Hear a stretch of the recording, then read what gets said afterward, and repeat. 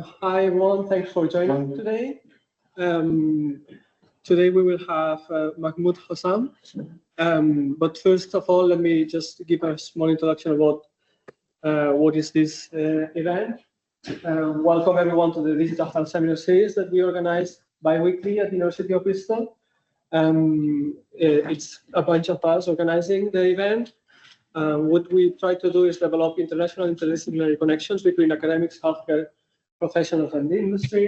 And we are always happy to hear your feedback on how these events are going, and if you want to change or if you want to hear about specific topics that you are interested, please let us know if you have any topics that you would like us to cover.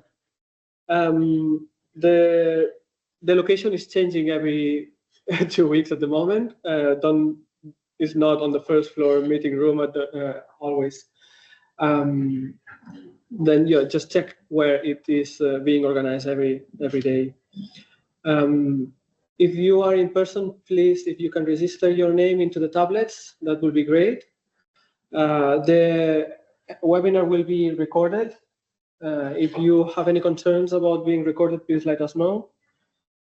For the online attendees, stay muted during the presentation, and we will have some time at the end of the session for questions and answers. If you are online, you can type them on the chat or on the question and answer section, or you can just raise your hand and we will give you the word. If you are in person, just raise your hand. Then, yeah, we have today Mahmoud Hossam, who comes from CureCraft. He is an AI scientist at CureCraft with focus on protein and enzyme design with AI models. He worked previously as a researcher, AI engineer at GSK, improving variant effects predictions using protein language models. He has a PhD in AI and machine learning, in particular generative sequence models from Monash University in Australia. He has a BSc and MSc in computer science from Ain Shams University in Egypt.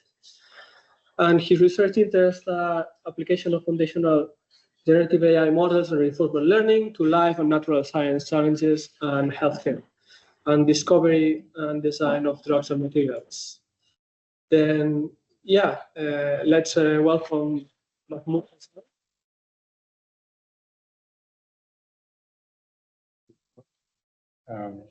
How much time? 50 or 45 minutes? 45 minutes? 50 minutes? Without question? Yeah, without question. Okay, yeah. cool. We will have, well, now 5 minutes for questions, 10 minutes for questions. Then is it time like this? Do you want your... No. Great, we're good. Right. Hi, everyone. Thank you so much for coming. Yeah, my name is Mahmoud, and I would like to talk today about the use of AI in life sciences industry. So this is my work that I have been doing for more than 3 years now in the UK. And just a little bit about myself. I'm from computer science background, and I did my PhD at Monash University in generative models. So focusing on sequences, generating sequences, doing my work there, and I did like a couple of brief postdocs working on robotics and also proteins. And then I started working at GSK here in the UK on sequence learning problems, also focusing on proteins. And then I just recently started working as an AI scientist at a company called CureCraft. And my work there is focused on like leveraging AI development and improving methods in order to design better enzymes and better proteins for different industry. So I want to focus on like two things. So my work that I have done in GSK on drug discovery, and also now the other area that I started touching on, which is enzyme design, and all of the work that I did was focused on proteins. So there will be a lot of talk about the protein models that we use throughout. And then I also recently started looking into DNA genomic models. So there will be also like a part in the end discussing the different approaches to modeling DNA and using them for similar problems in drug discovery as well. So just a quick recap on the central dogma of biology. So there is, I think it's the other way around. So DNA, RNA, protein, right? Everything starts from a DNA sequence. And the DNA sequence is a very long sequence from typically 4 letters, A, C, G, T. And then this eventually gets translated into proteins if the part of the DNA sequence is a protein coding sequence. But in between before coming a protein, it is transcribed into something called RNA. And RNA is very similar to DNA, but it's very temporary, and then it gets translated into a protein.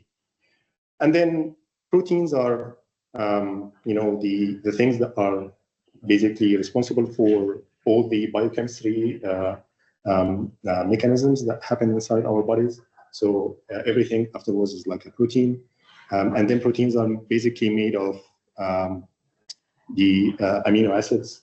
So we know that there are 20 natural amino acids that create any of the proteins that we have inside the human body and other living organisms. So the what's the disease and what's the drug? So the since the proteins are responsible for our biological functions inside the body, if any of these proteins get broken or it activates where it shouldn't actually get activated, this messes up our biological systems, and then we get disease, right? So this is the disease itself. So it's a broken protein, and then the drug is actually some molecule or another protein that its job is to go and fix that problem and reverse its effect. So if it's an activated protein, it should be deactivated and the other way around. But also, as you can imagine, this is a hard problem because there are thousands of genes in the body. So we have like 20,000 coding genes that we know that we could like convert to translate to proteins. And then there are a lot of molecules that can interact with these ones. So how can you find the problem? And once you find it, how do you find the perfect match in order to solve this problem?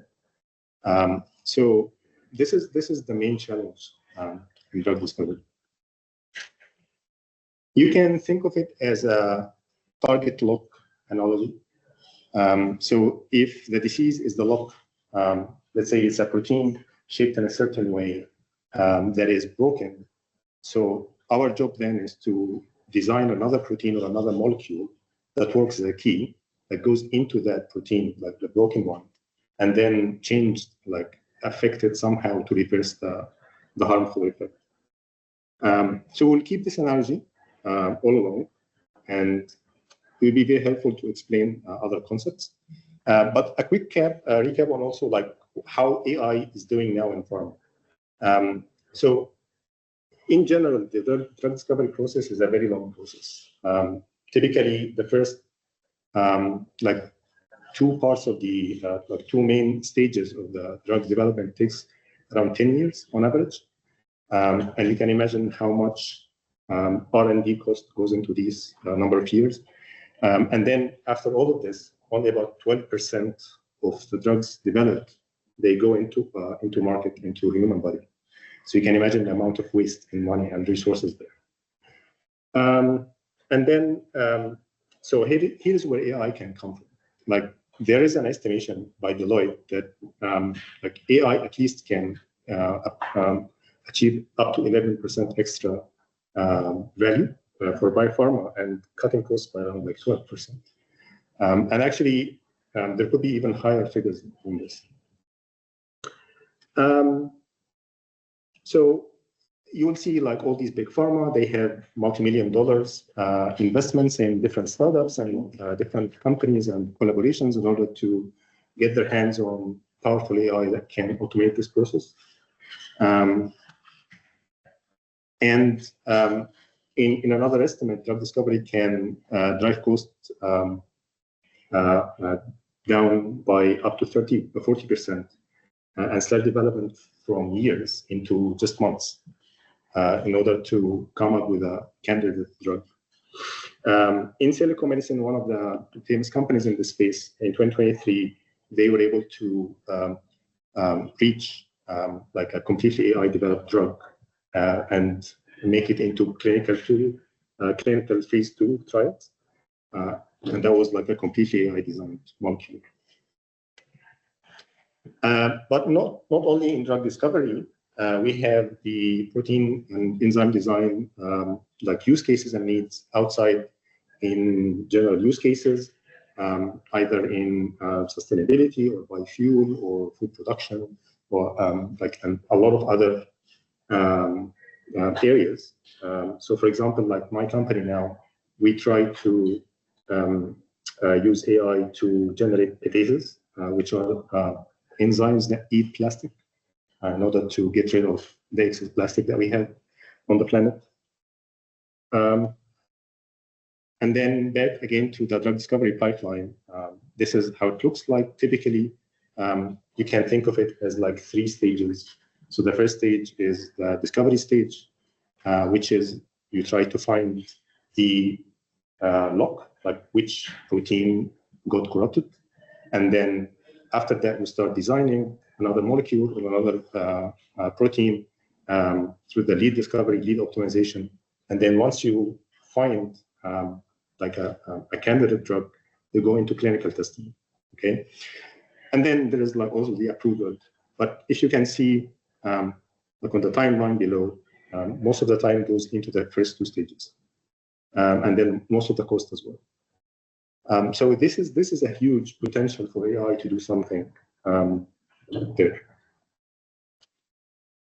So let's start with the target identification problem.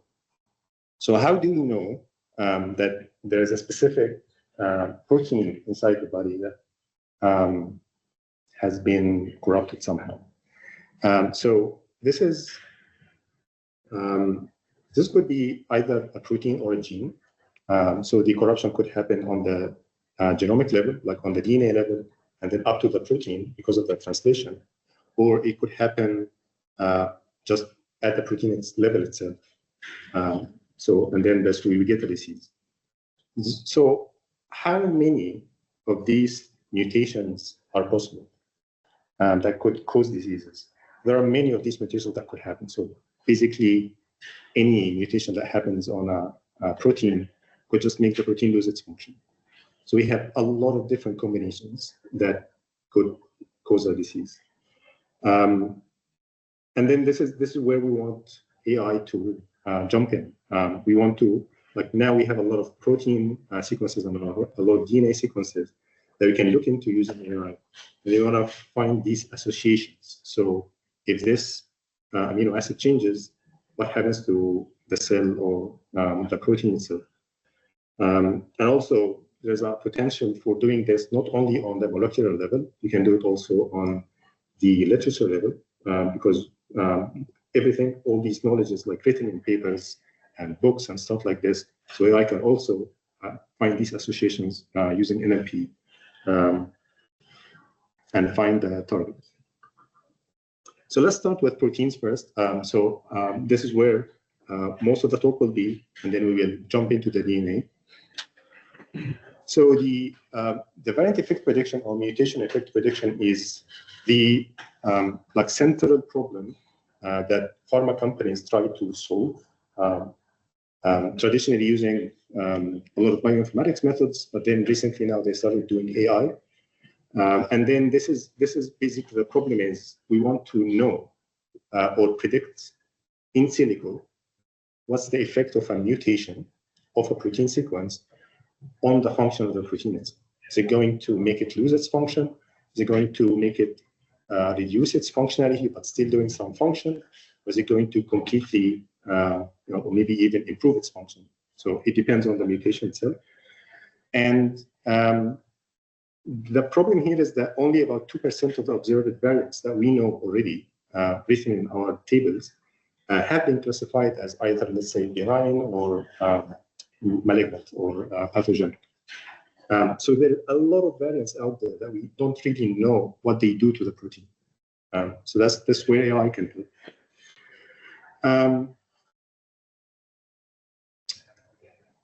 Okay.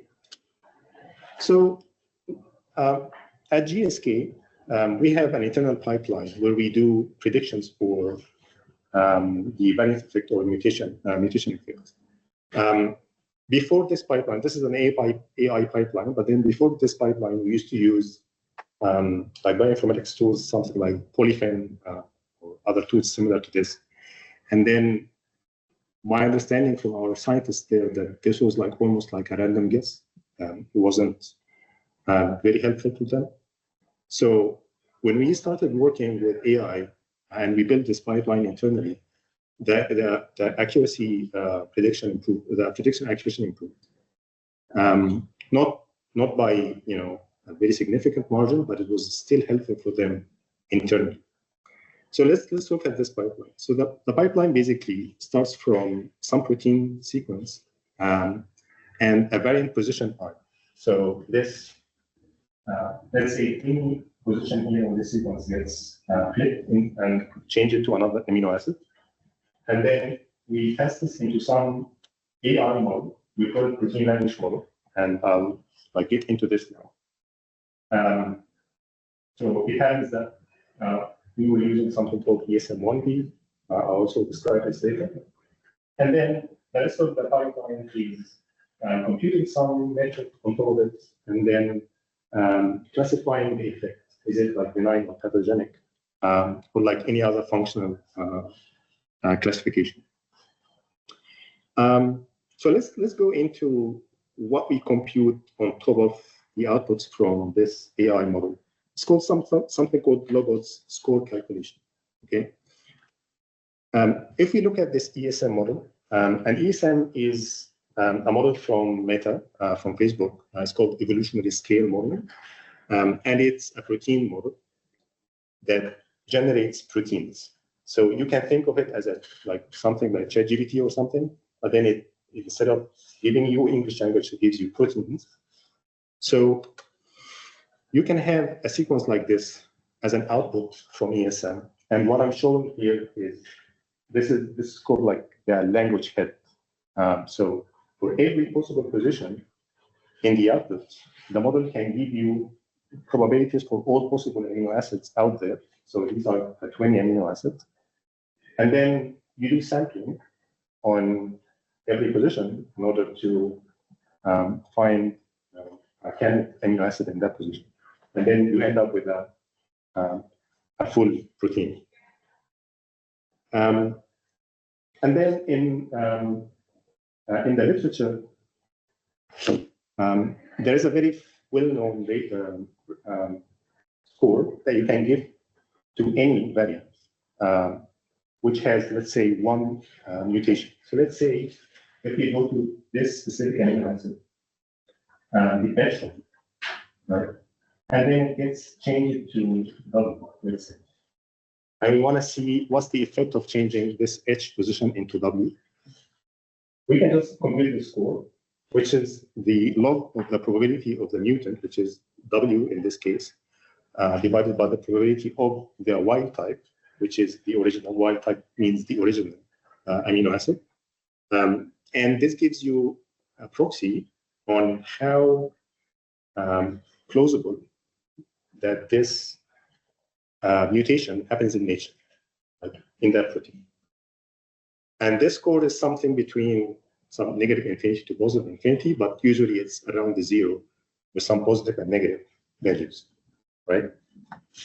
And you can see here, for example, that depending on the effect that you get, if it's like this, let's say it's a positive value, then this means that this is a highly probable mutation to happen.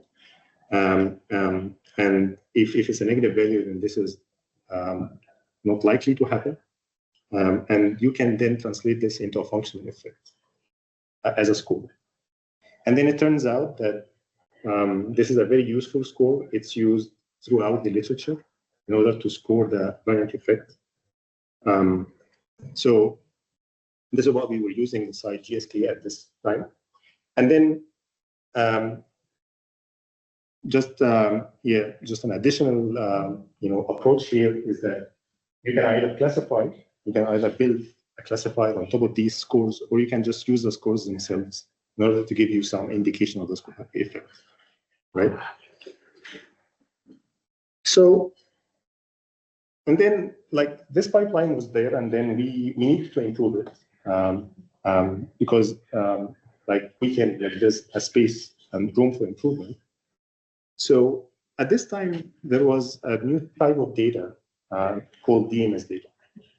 And DMS data is something is like a demutation scanning data, which is basically instead of doing this mutation effect measure like prediction in silico using the protein language models, they do it actually in vivo and in vitro. So they go and synthesize these proteins, and then they go for every possible position in the protein, change it with every other possible amino acid, and then just measure the function in the lab of the protein.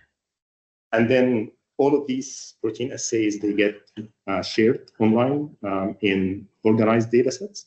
And then we can look on these data and use them in order to guide our models into improving their predictions. So this is what we did. We, like you can imagine that this is very, very similar to what I was showing earlier. And if this is a protein, and you have like 25 amino acids in this protein, then basically what they do is that they change every possible position with an amino acid, and then measure its score, and then give it some value, and then just give you all of this data set. So you can imagine what we're trying to do in silico is actually being done in the lab. And of course, this is not an exhaustive set of proteins, but even the few proteins that they do, they will have very rich functional information that we can use in our AI. So what we did is that we started improving our internal model using this DMS data. We had like multiple projects doing this, and then what we did is that we did something where we created like an additional layer on top of our pipeline called normalized log odds ratio. And this basically is the log odds ratio computation on top of the existing protein language model. And then we do some normalization because the DMS values, they differ a lot between different proteins. So we have to like normalize them in a certain range in order to make it easier for the model to train. And then what we do is that we compute the MSE loss between this log odds ratio and the actual value from the DMS value. So we're doing fine tuning. So what we finally did is that we fine tuned the protein language models that we have internally with this DMS data. And this means that we gave the model the opportunity to see much more functional, rich functional labels that it already has. And this is how it looks like.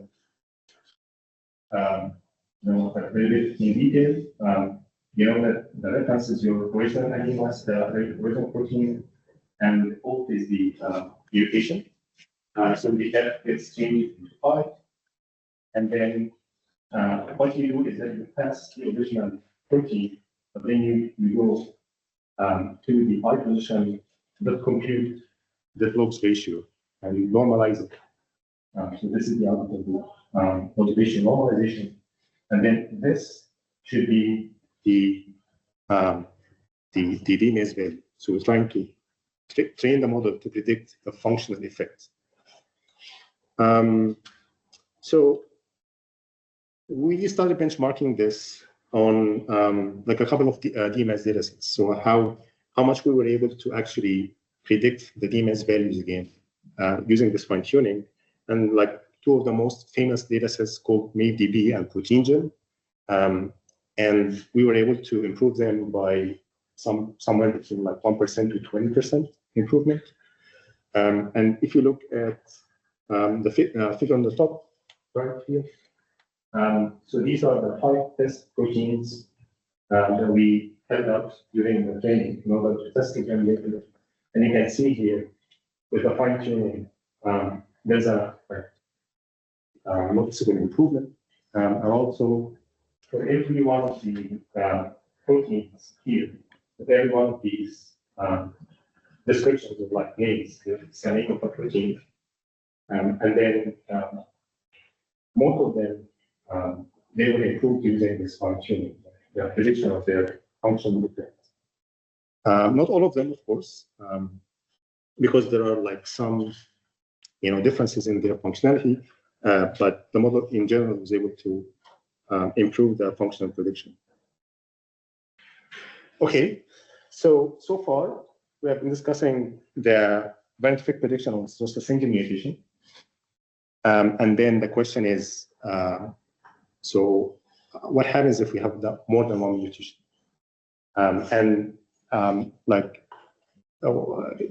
There's something called structured variants, and the structured variants are the variants where you have multiple mutations, more than one, or maybe it's worse than this. So it could be a deletion. So one amino acid, one base pair from the DNA gets actually deleted. So all of the base pairs afterwards, they get shifted by one. And this makes all the protein translation change drastically just because of one deletion. Or the opposite, it could be an insertion.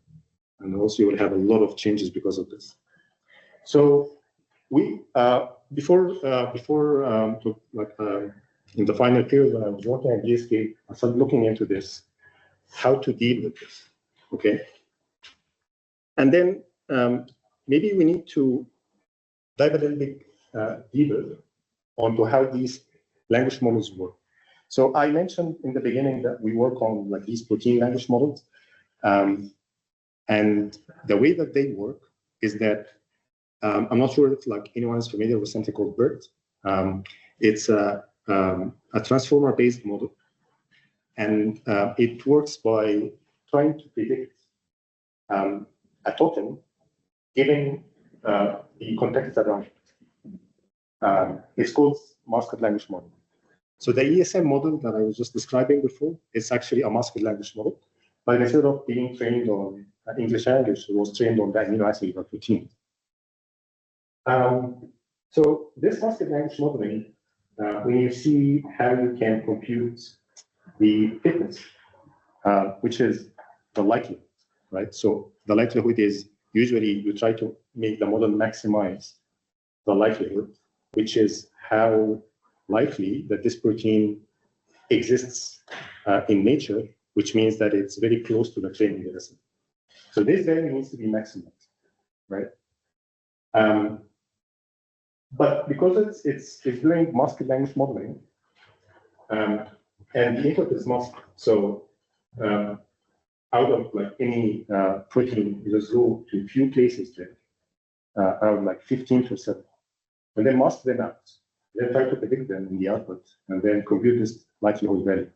So the likelihood value is like the sum of the log probability of the amino acid, let's say the amino acid, the position R, given all of the inputs without that, which is the masking, right? And then you do this for every position in the input. It's just to find out how it can predict every amino acid in the whole protein, given its surrounding context. But if you look at how GPT works, so if you start talking to ChatGPT, any of these models, they are actually trained in a different way. They are trained to maximize the log likelihood, the true log likelihood. This is not the true one. We call this one the pseudo log likelihood, right? Because the true one just looks like this. So if you are able to maximize this and like reach a zero loss, then this means the joint probability of all the amino acids in all the positions is actually equal to the joint probability from the training data, right? So this is a mathematically correct way in order to make the model learn the sequences from the training set. But so far, what we saw is not doing the actual likelihood, just maximizing the pseudo one. So this is where these types of models, the GPT style, are needed for proteins. And then now what I'm showing here are two types of models. So that you will see on the left side table here, these ESM models, they are all like multiple language models. And these projection models, they are autoregressive models. And the differences between two in terms of like data sets and training, they are very similar. So that the main difference between them is the way that they maximize the likelihood. Like in this one, we have their scores from the protein gene data. It's like public website, you can go and have a look. And then so this is sorted, like this is the highest score and this is the lowest score. So this is the best model, right? If you see, they're not too far between this one and this one. But then this means that like these models are actually good on like on single mutations generally. But if you go and sort the scores on the variant depth, and the variant depth here is the number of mutations. And let's have a look at the second one. So if you have 5 or more mutations, the story changes. So these are also sorted as ascending order, and like the best models are the autoregressive. So when we were building this internally, we started shifting into including, not actually shifting, but we actually started including the autoregressive models into our pipeline, so that we have always like these two options. If we have indel or like these insertion deletion mutations, can always use them for better performance. And I just want to say something here that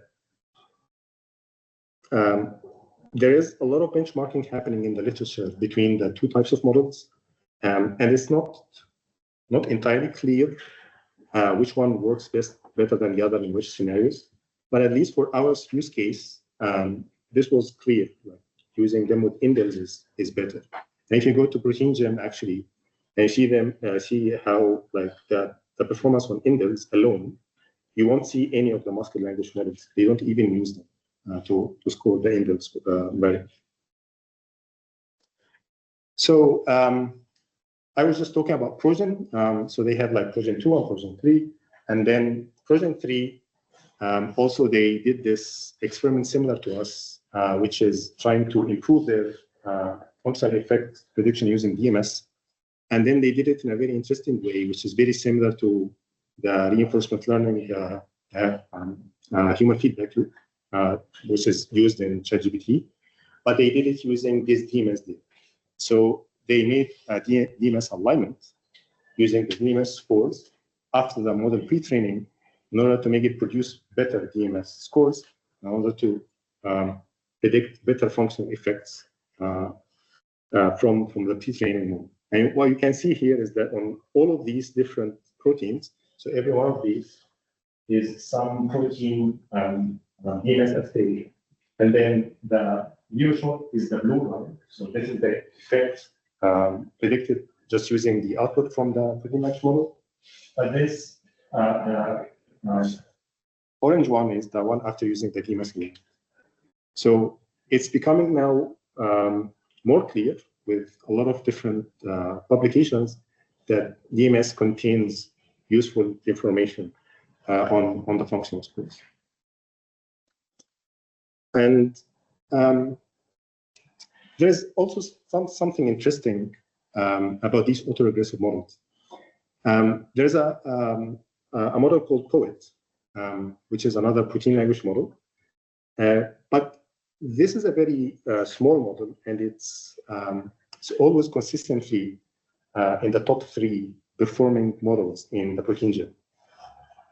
And the main difference that this model introduced is that instead of just training on simple sequences, DNA sequences from any data set, they made the model itself generate a whole protein family, not just a single protein sequence. And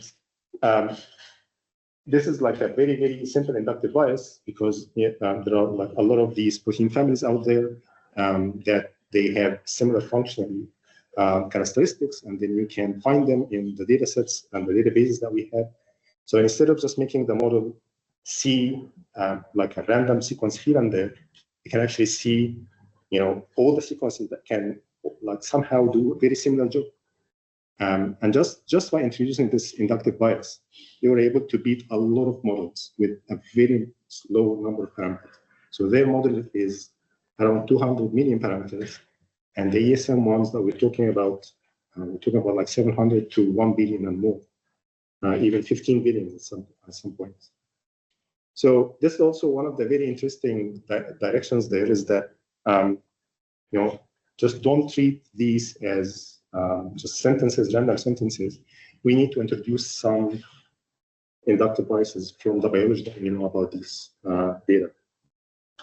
So what you can see here is that POET is almost first or second on average spearman in most of these tests on protein gene, and it just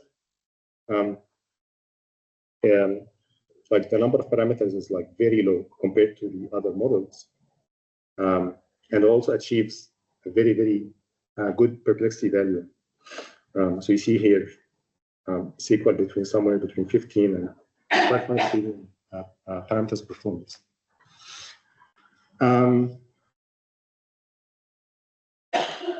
Okay, so this is at least like what I wanted to share about proteins in drug discovery.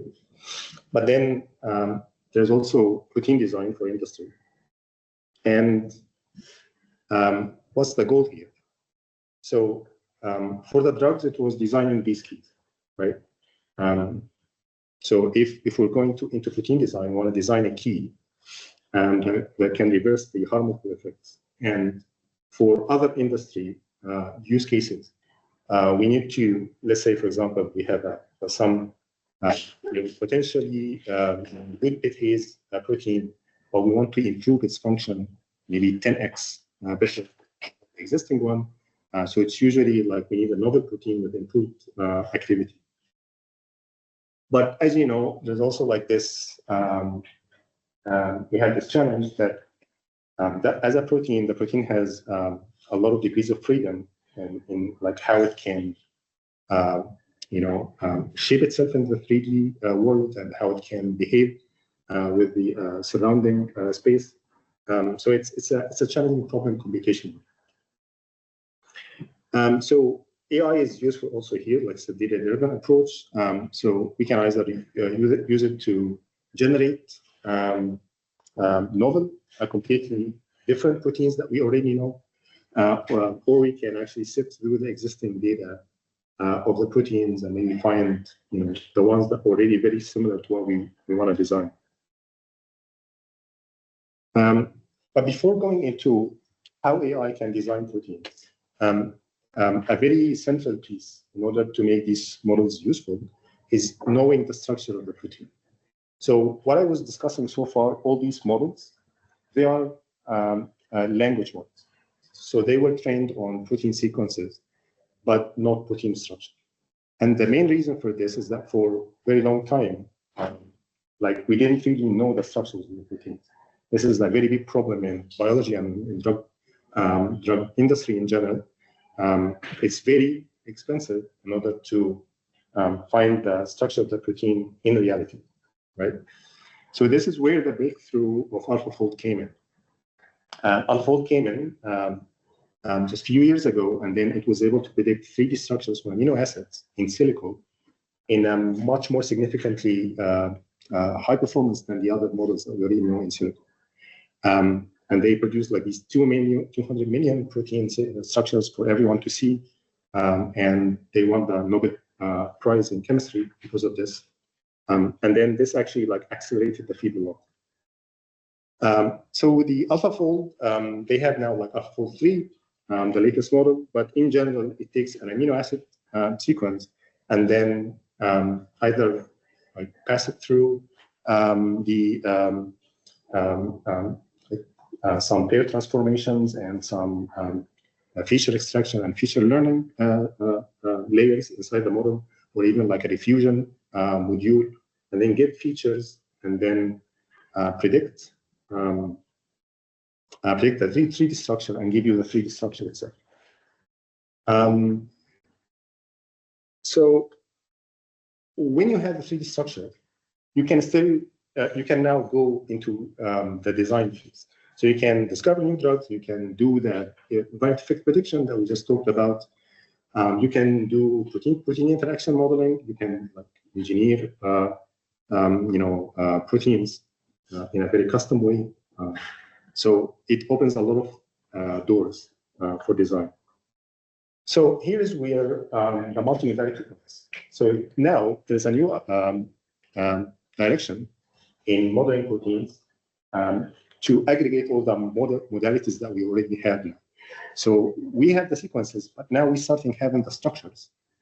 And we can also have functional information about these proteins because we already know a lot about them in different data sets. So ESM, they created the third version of their model, which is a multimodal. And you can see here, they still like all of this, masquerade language modeling way. But instead of just using the sequence alone, now we have multiple tracks with multiple modalities. And then you can see here, we have the structured tokens.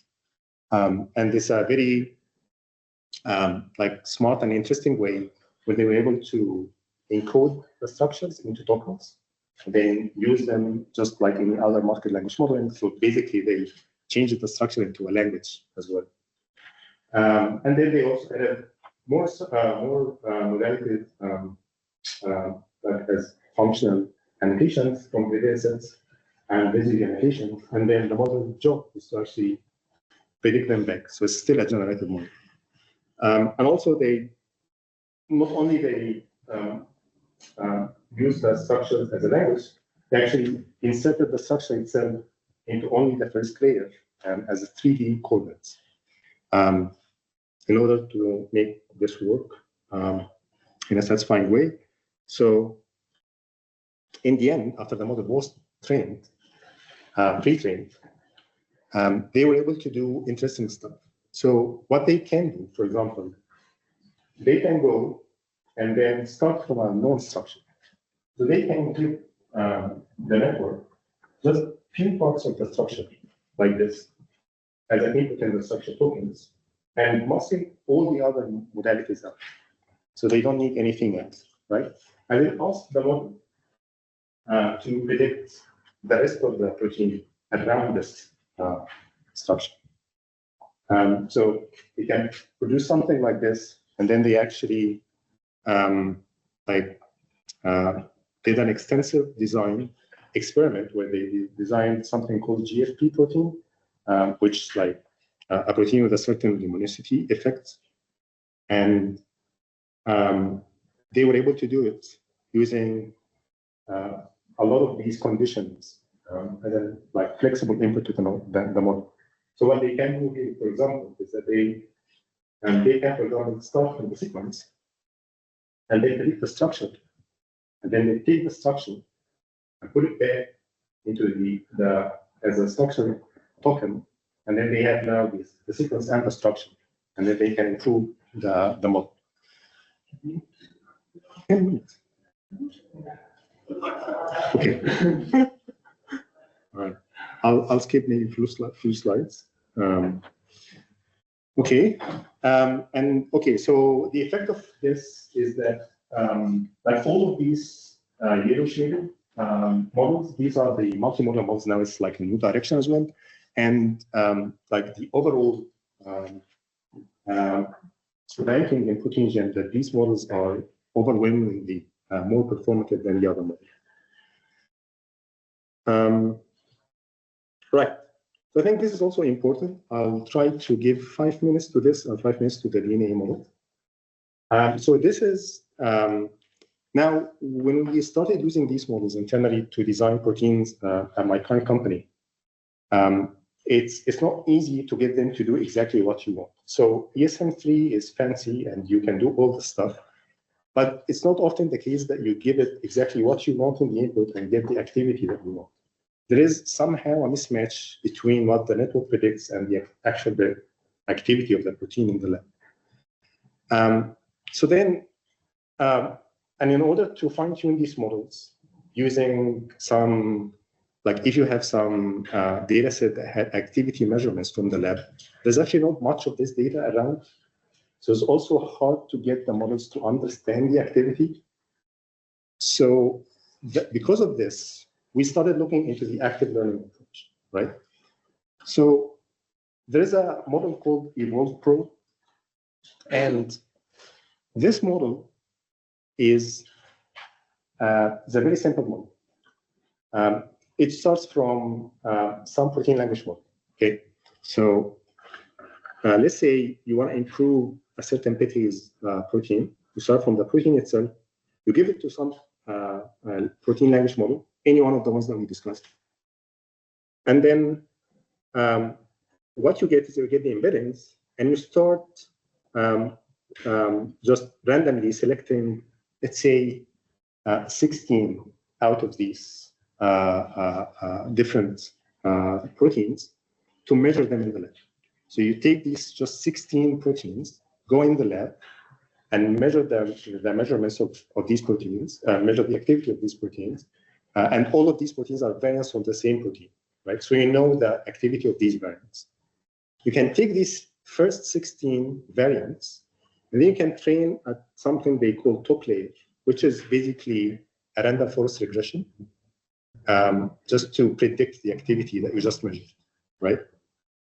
And then after you train it, you use that model to score all the variants possible from that protein. And then when they are scored, you take, let's say, the top 16 again, you go into the lab, measure them, and then you have now 32 total measurements for different variants. You put them in the regression, the random forest regression, and then now you have more actual real-life data to train on. And using this over and over and over, by selecting the best outputs for your activity, you can basically just improve your activity using this, right? So what happened is that in this paper, they were able to improve 5 different proteins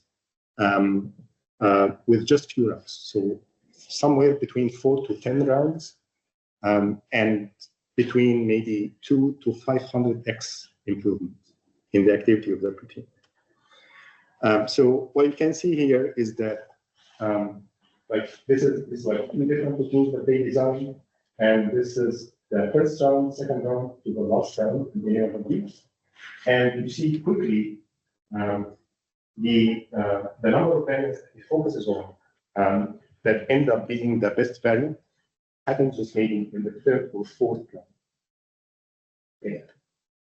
And one of the interesting things here is that when they measure, when they try to plot the correlation between the fitness computed from the protein language model, which is the likelihood, and the activity of the protein, they found almost like a very weak correlation. So this is like a further proof that.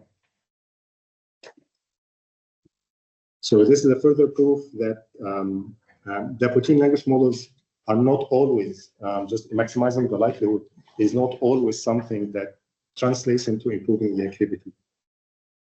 All right. This is not a big deal. We can talk about this later. 5 minutes? Yeah. Okay. So, okay, this is all great. We talked about all the proteins. So we were talking about the coding part of the DNA that goes to proteins. But it happens that the case is that the majority of the variants happen in the non-coding area of the DNA. So it doesn't have to be a protein that has a mutation with a pathogenic effect, but it could be a non-coding gene area, right? So this is where we start looking into, okay, let's model the DNA using AI and then measure the effects of the mutations. And then they can do this with one of two ways. They can do the normal language modeling, just give it the DNA sequence and then try to predict the DNA sequence again, right? But the main challenge here is that for the DNA, in order to learn meaningfully from the input, you need a very long input because there are functional parts of the sequence itself on a very like huge distances between each other. So, like they would like ideally want to put 1 million base pairs, like 1 million letters of DNA as an input to these models, which is very challenging because if you are using attention and self-attention, this means that your memory basically just not be able to handle it, right? So there are some inventions, something like EVO 1 and 2. So they do this DNA language modeling, and then instead of using the self-attention just on the sequences themselves, they invent this hyena layer, which is a CNN layer, but a very efficient CNN layer. So the number of parameters is much lower compared to the normal CNN. And I'm happy to discuss these details, but basically this is the idea.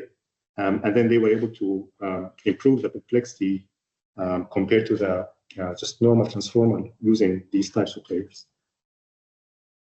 And the last thing, the other types of DNA AI models that they are building now, something called gene expression prediction. So instead of predicting the same DNA sequence again, you start from the sequence but end by expression. And what's the expression? The gene expression these counts on the sequencing device for how much each of these parts in the DNA was observed in the RNA when the tissue was put into the sequence, right? So you have this DNA sequence and then all of these functional parts. And then what happens with the DNA is that it gets transcribed into an RNA, and then you can count each one of these locations in the DNA exactly happened to be expressed how many times, right? So this is called gene expression, okay? So they started with a model called Informer, and this model basically takes the input, and the input maximum input length here is like 200,000 base pairs, which is not ideal, but still it was like very good at this time. They put into convolutional layers and then into like reduce the dimensionality and put it into transformer layers, because you cannot start with transformer layers immediately on 200K. That's too much for the memory to handle. And then you predict these tracks, right?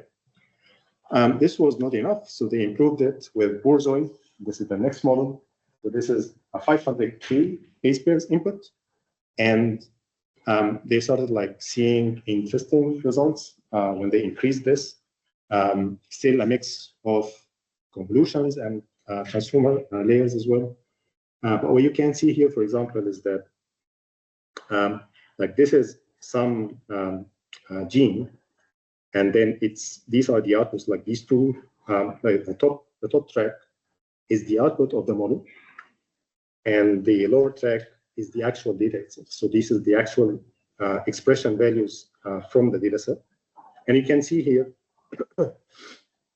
for any of the, blue is the reference, and then the alt is the mutated DNA sequence. And you can see the model was able to reconstruct the difference between the mutated and the original DNA sequence in the expression values across all the inputs. And then you can do very interesting things now. You can start doing something called in silico mutagenesis, which is flipping the input letters and see the effect on the expression values. And then when you see the effect of the expression values, you can take the gradients back and see what else was affected in this input. So you can actually identify certain areas, functional areas, and motifs that are affected by this mutation. This is a very useful model for mutational effects prediction using DNA. So going forward, like all these models are very interesting, but there's more need to understand even more granular, more fine resolution of the DNA data, and this could happen by using the single cell data.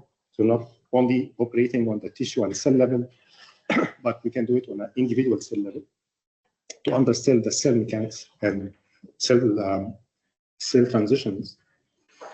But also in the same time, these models, they are trained on the existing human and mouse DNA.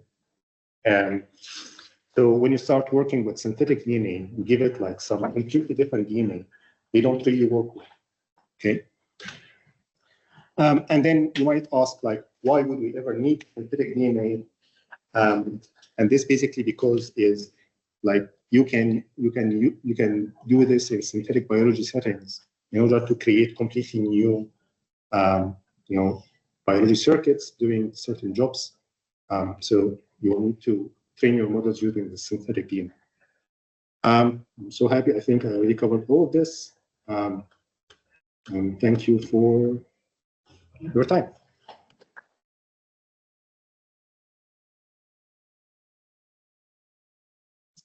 Thank you. Do you have any questions? So when you're comparing the protein language modeling, you're comparing the master language modeling to autoregressive. Yes. Is there anything like hypothesis applied that the autoregressive one is better when there's like more like I think with more errors or more base pairs removed? Yes. I don't know. Yeah, it's like my current insight is that this is because actual joint probability gets maximum. That's my feeling.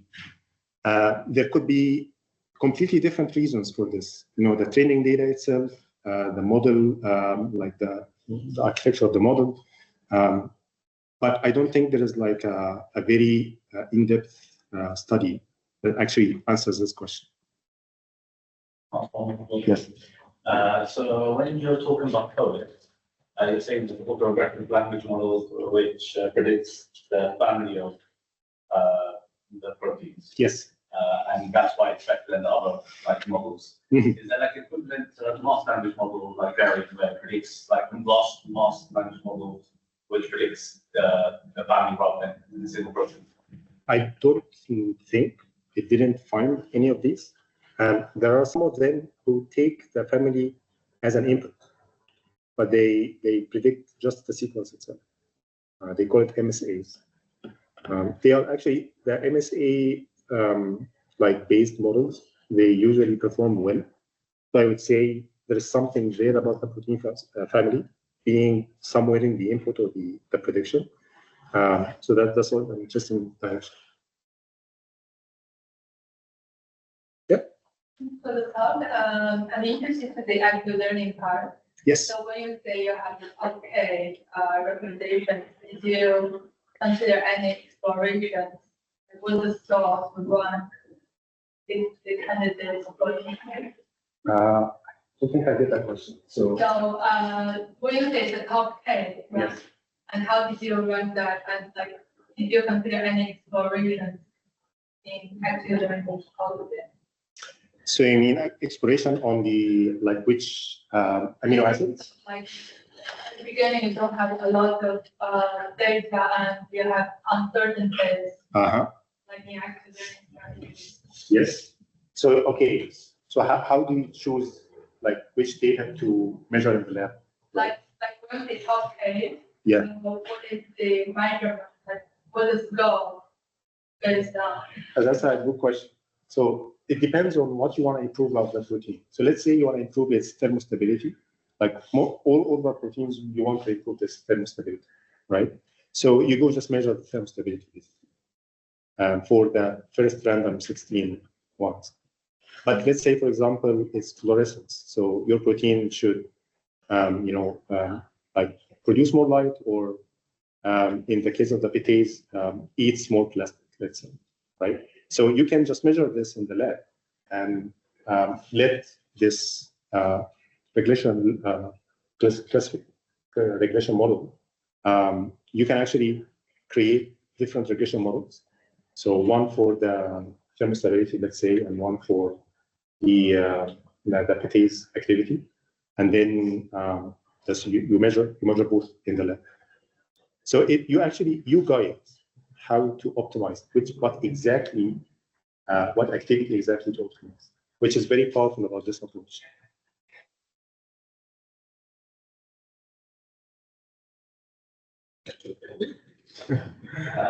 So you're talking about like the different parts of like gene prediction on DNA, RNA prediction.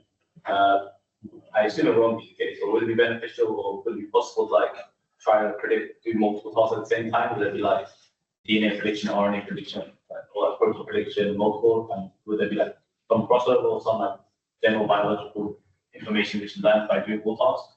That's a great question. So there are two things here to consider. First of all, so are they completely different sets of information for the model to learn from? So we already know that the protein comes from the DNA through the transcription and translation processes, right? So if your goal is for the model to pick up this translation, then you already know it as a human. Like, as a scientist, you know how this happens. So I would say this makes sense if you don't know exactly how to go from a DNA sequence to a protein sequence, which is the case in complicated organisms like us. So it's not just simply as that you go from these 3 consecutive base pairs to that amino acid all the time, because there is the complications of the DNA regulatory system that controls this translation process, right? So we actually, at some point in GSK, we discussed what you just said. It's basically, they call it a virtual cell right now. You have a DNA sequence, and you want to predict the protein as an output. So this process itself is goes through multiple regulatory processes inside the cell that we don't know about. So if we can find this data and we build a model, this will make sense. But I would say, for example, in very controlled environments, let's say you put this DNA into like a yeast, and then you know exactly what protein will look like, then there's nothing like useful for you to learn. I was going to say, for the protein design challenge, where you say maybe change an amino acid, one thing we found when we do that was that codon optimization is a really important factor to consider at the same time. So one amino acid can be coded for by 6 different codons. So mRNA codons use 3 base pairs. Yes. I just wondered if you looked at that in terms of your pipelines, and if you see that makes a difference in the actual codon you choose to represent the amino acid. We didn't do work on codons. It's actually an interesting point, because there are codon language models that take the codons and then I think predict the protein or something like this. But yeah, we didn't look into this. That's a good idea. Thank you.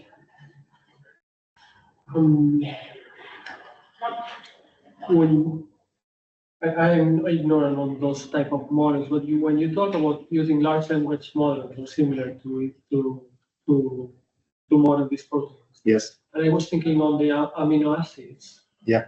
Not as being the words that large language model read, but as being the letters that form the words somehow. Like you could consider that the amino acid letters, are just the building blocks, like the letters that create the words, which are potential combinations of those amino acids. Yes. And then modeling that in the same way that large language models model the full words instead of modeling the individual letters. You know? Yes. Am I missing something here? Is people doing that as well, or no one is using? That's a great question. So I'm not like what I know from the protein world, they don't do this, but it makes a lot of sense. But because I don't have much knowledge about the protein or the biochemistry actually underlaying this, so I'm not sure, like myself, how to think about it.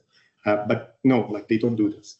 But I think it's something interesting because if you look for DNA, for example, if you try to learn just from the bases itself, and every one of the 4 bases as a token on itself, so all your vocabulary is just 4 tokens. This is like performs really bad compared to if you create k-mins, which is basically just a consequence of like 3 or 5 overlapping DNA letters. It performs much better, even if your vocabulary increases. Yeah. Right. So there's something there, but in the protein world, I don't think someone looked into it. Yeah, because strange because in large language models, you have a huge vocabulary. Yeah. And in this case, you have only 26 or amino acids. Yes. Which is like, I wouldn't say that one generalizes to the other as well as if you created words that are more similar to language. Yeah. Okay. No questions and online. There are no questions online. Okay, then let's end the student.